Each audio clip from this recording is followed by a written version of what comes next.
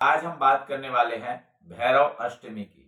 आपने दुर्गा अष्टमी की साधना के बारे में सुना होगा, राधा अष्टमी के बारे में सुना होगा, जन्माष्टमी के बारे में भी आपने सुना होगा, पर हम बात करने वाले हैं भैरव अष्टमी की।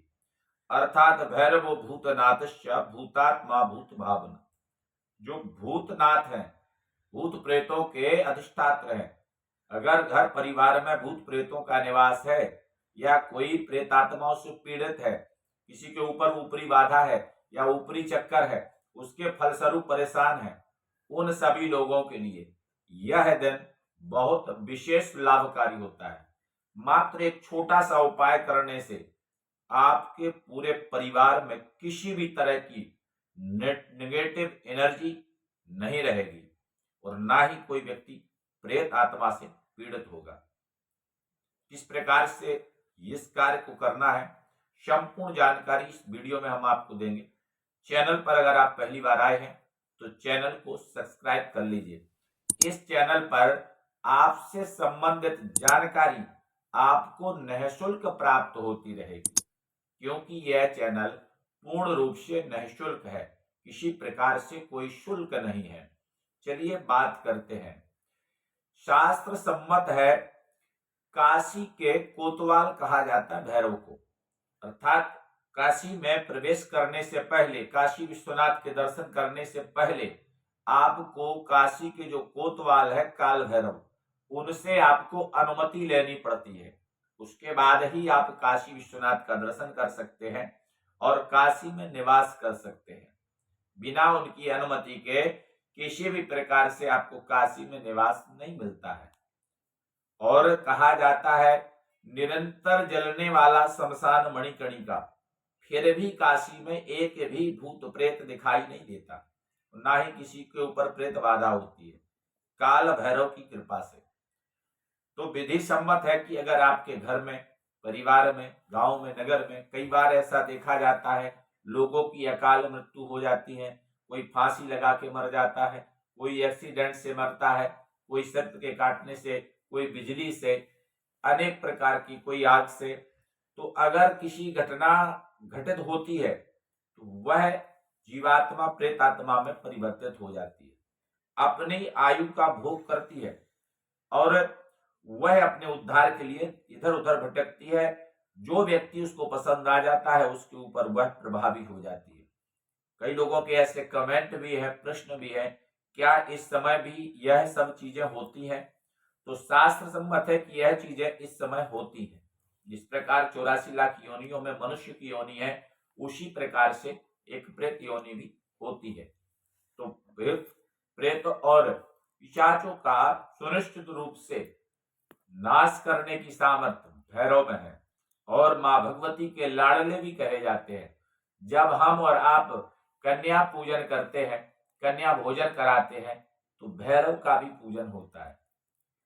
आप जब भी वैष्णो देवी में जाएंगे तो उस समय आपको भैरवनाथ का दर्शन पहले होता है, उसके बाद में मां वैष्णो का दर्शन होता है।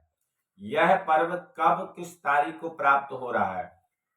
पंचांगों में स्पष्ट रूप से लिखा है कि 12 तारीख को, अर्थात 12 नवंबर को दिन बुधवार के दिन भैरव अष्टमी प्राप्त हो रही है और भैरव अष्टमी के दिन ही इसको काली अष्टमी भी कहा जाता है और भैरव अष्टमी भी कहा जाता है। और हर प्रकार से यह व्रत आपको विशेष प्रभावशील होगा। करना क्या है इस व्रत में, किस प्रकार से आराधना करनी है? तो शास्त्र विदित है, काल भैरव की जो पूजा होती है वह सायं काल बेला की पूजा होती है या चंद्रोदय के बाद पूजा होती है। अर्थात निशा पूजा में भी इसको आप ले सकते हैं, रात्रि काल की वेला में। भगवान श्री काल भैरव का विधिवत पूजन कर लें। पूजन करने के बाद काल भैरव के नाम का अर्चन कर लें। अगर आपको अर्चन नहीं आ रहा है तो आप नेट के माध्यम से भी उनके 1000 नाम को निकाल सकते हैं, 108 नाम को निकाल सकते हैं। फिर भी अगर आप गांव देहात में, शहर में, जहां पर भी है, नहीं उपलब्धता हो पाती है तो आप ओम काल भैरवाय नमः, ओम काल भैरवाय नमः इस नाम मंत्र से अर्चन करें और काल भैरव भगवान की आराधना करें। उससे आपको विशेष लाभ होगा। वहीं अगर घर में किसी प्रकार की नेगेटिव एनर्जियां हैं, विशेष प्रकार से आप परेशान चल रहे हैं, किसी शत्रु के द्वारा परेशान चल रहे हैं, किसी दुश्मन के द्वारा परेशान चल रहे हैं, ऐसी परिस्थिति में एक छोटा सा उपाय करना, शत्रु की सांस रुक जाएगी, शामत आ जाएगी शत्रु की। छोटे से उपाय मात्र से करना क्या है, काली मिर्च, पीला सरसों और 11 लौंग लेकर के एक दिए में रख करके, कपूर रख करके, जिस व्यक्ति के नाम से आपको करना है उस व्यक्ति का 7 बार नाम लेकर के उसको जला देंगे भगवान श्री काल भैरव के सम्मुख, या किसी भी निर्जन स्थान पर जलाएं जहां पर कोई टोका टाकी ना हो। उससे आपको विशेष लाभ होगा। और भगवान श्री काल भैरव की साधना जो होती है वह शांत एकांत स्थान में होती है, वहीं से आपको सिद्धि प्राप्त होती है। परंतु जो सावर मंत्र हैं जो सिद्धि के लिए कहे गए हैं, उनमें बहुत से मंत्र ऐसे हैं जो पूर्ण रूप से प्रभावी हैं, पर उन मंत्रों को बिना गुरु की आज्ञा के, बिना गुरु के संरक्षण के आपको नहीं करना चाहिए। अगर आप करेंगे तो उसमें आपको कठिनाई आ सकती है। तो 12 नवंबर को ही भैरव अष्टमी मनाएं, 12 नवंबर को ही काली अष्टमी मनाएं, 12 नवंबर को ही दुर्गा अष्टमी मनाएं।